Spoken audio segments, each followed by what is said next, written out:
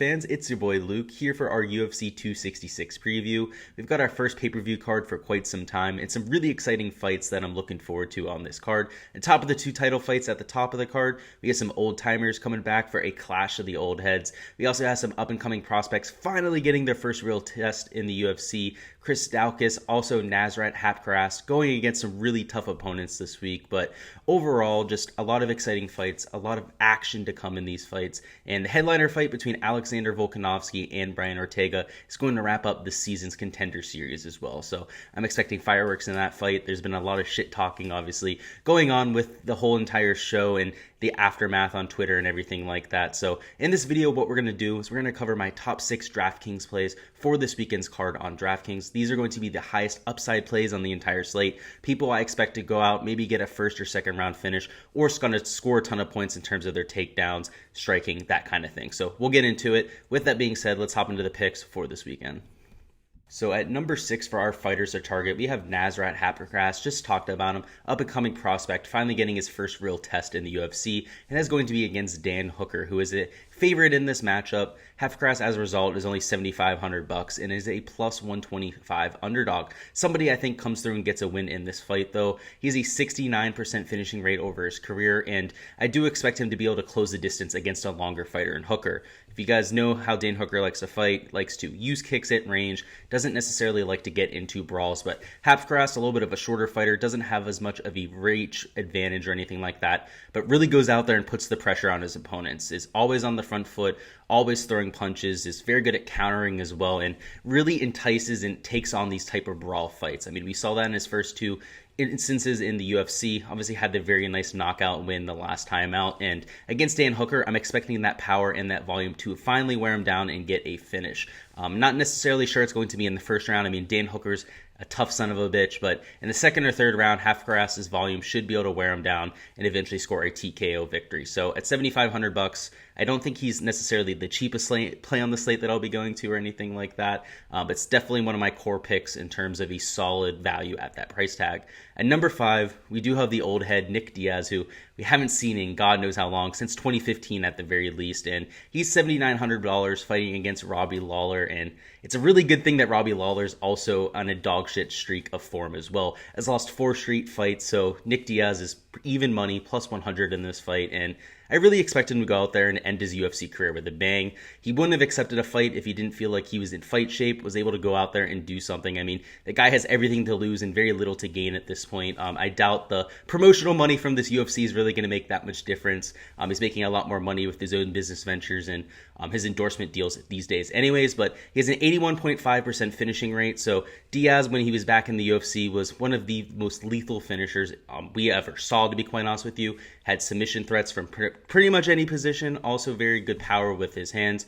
Robbie Lawler has been on a down stretch for his career for quite some time. I mean, like I said, 4-fight loss streak against a pretty shoddy competition as well. So I don't necessarily think that these guys are any physical specimens or anything like that, but it is on the main card for a reason. It's obviously a lot of hype going into this fight, so I do expect Nick Diaz to get quite a bit of ownership in GPPs, but I'm okay with it. He has very high upside against somebody who usually gets a finish when he goes out and wins. At number 4, we do have a guy who's not necessarily a big finisher in Merab Dvalishvili. Sorry, I cannot say his name. It is extremely difficult there. But Merab at $8,900 is fighting against Marlon Moraes, and he's a minus 280 favorite. Only a 23% finishing rate in the UFC, but Merab is absolutely insane with his volume. I mean, I don't think there's anyone else that comes even close to the kind of volume numbers he puts up. The close second could be Kazmat Chimaev, but Dvalishvili, Merab, we're just going to call him Merab, puts up 10, 15 takedowns in almost every fight. I mean, it's absolutely incredible. He's not necessarily the best at holding people down. I mean, if he's against a lower level grappler, a lower level wrestler, that kind of thing, he's going to be able to keep them down. But where he really makes his hay is just with sheer volume. I mean, attempting 15 to 20 takedowns, very efficient with them as well, and also has some pretty nice submission threats. So whenever he does end up getting a finish, it usually is by submission. We haven't seen one in quite some time though, so not really counting on that. But on DraftKings, where you get tons of points for these takedowns, you get points for control time, for advancing, for passes, all that kind of fun stuff. Dvalishvili has by far the best projection of anyone on this slate, and essentially somebody that I'll be locking into my lineups. At number 3, we have Brian Ortega, who that's the side that I'll be taking in this main event here. He's $7,600, so the cheaper of the two fighters, and to be quite honest with you, I really like his upside for a finish in this fight. He is a plus 150 underdog, so Vegas is on the Volkanovski side of things, but there's no denying that Ortega has absolutely finishing material no matter where the fight is. I mean, on the feet, the guy has some of the most power, some of the most lethal power in the entire division, has kind of cultivated over that career, and we definitely saw that in the last few fights. You know, kept Jung on his back foot for a good amount of that fight, scored a knocked out 3 fights ago, just has been really evolving as a fighter, and that's why we see him now in a title fight. You know, he's kind of put it all together. He's no longer just the submission artist, the guy who needs to take you down on the mat to finish you, and I think that's going to play huge dividends against Volkanovski, because, you know, Volkanovski is very balanced, very good on the feet, very good in the clinch, also very good as a wrestler, but isn't necessarily elite at anything. But Brian Ortega comes in here with elite power, with elite submission threat. So if anybody's going to get a finish, it's definitely going to be Ortega. I definitely think there is a scenario where Volkanovski goes out there for 5 rounds, kind of just tries to wear down Ortega, and Ortega doesn't find that flashy finish or anything like that. But on a GPP format where you're looking for that upside, Ortega is definitely the side that you want, because he can end the fight at any second. I mean, it could be a first or second round finish, or it could be the whole way in the 5th round where he's down 4 rounds to nothing, right? He could pull out that type of victory. That's the kind of fighter that he is. So for GPP formats, that's the side I'll be going with. At number 2 for our fighters or target, we have Curtis Blaydes, who had a disappointing loss his last time out, but gets a better matchup this time around against Jairzinho Rozenstruik. He costs $9,200 on this slate, which isn't great. You know, he's one of the more expensive options that we have, but at minus 210, I really like the Vegas odds right there. I also like his 71% finishing rate, all coming by knockout, and against a brawler like Rozenstruik, I do expect him to get a first-round knockout here. Rozenstruik's a little bit slow, you know, kind of is dependent on hitting that one knockout punch, and he has the death touch. That's the best way to explain it. I mean, he can hit you with a jab and knock you out. We've seen it before, but Blaydes is a tough son of a gun, you know, not going to go out there with one punch or anything like that.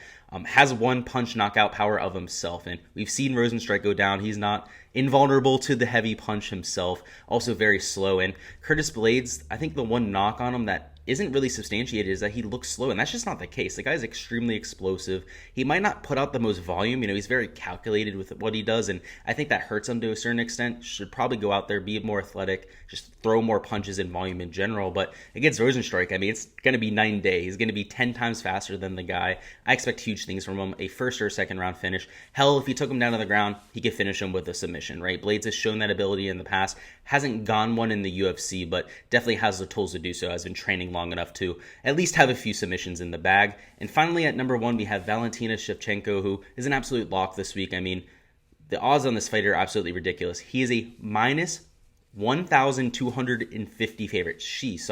And she's $9,500. So fighting against Lauren Murphy, who's on a 5-fight win streak, these are crazy odds, right? To be over 1,000, minus 1,000 is just something we don't see very often. And Shevchenko with a 68% finishing rate, I'm expecting her to add to that tally in this fight.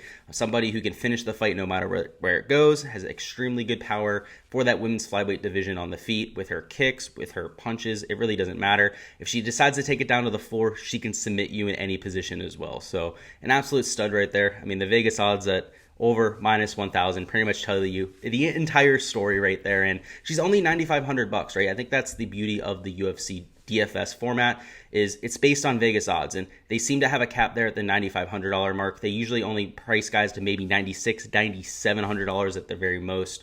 And again, Shevchenko isn't even the most that we've seen at over minus 1,000. So really like those odds right there. Really like your chance to go out there and get a finish in this card. That's all for this week's UFC preview. Let me know in the comments who your favorite fighter the target on this slate is, and let me know why. I would love to get some debate down there. Obviously for me, it's Valentina Shevchenko. I think it's pretty hard to argue otherwise, but go ahead and let me know in the comments if you agree or disagree. Maybe there's a sleeper pick out there that you have for a first round finish pretty much no matter what. But love to hear about it. As always, I really appreciate you guys stopping by and viewing the channel. If you guys haven't already liked and subscribed, make sure you go ahead and do so. And until next time, see ya and good luck with your lineups for this weekend.